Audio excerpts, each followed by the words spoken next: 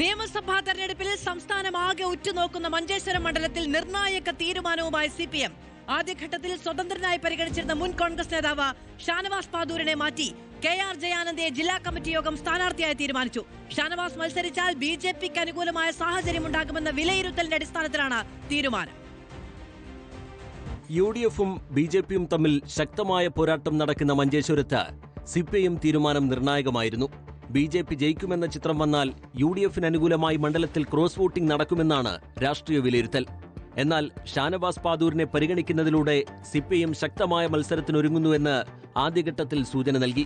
K. സുരേന്ദ്രന്റെ വരവോടെ മണ്ഡലചിത്രം വീണ്ടും മാറി. ഷാനവാസ് പാദൂർ പിടിക്കുന്ന മുസ്ലിം ന്യൂനപക്ഷ വോട്ടുകളുടെ ആനുകൂല്യം K. സുരേന്ദ്രന് ലഭിക്കുമെന്ന് CPM സംസ്ഥാന സമിതി വിലയിരുത്തി. മഞ്ചേശ്വരത്തെ പ്രത്യേക സാഹചര്യം പരിഗണിച്ച് തീരുമാനമെടുക്കാൻ ജില്ലാ കമ്മിറ്റിക്ക് സംസ്ഥാന സമിതി നിർദ്ദേശം നൽകുകയായിരുന്നു. തുടർന്ന് ഇന്ന് ചേർന്ന ജില്ലാ കമ്മിറ്റി യോഗത്തിലാണ് CPM ജില്ലാ സെക്രട്ടേറിയറ്റ് അംഗം KR ജയാനന്ദനെ സ്ഥാനാർത്ഥിയായി തീരുമാനിച്ചത്.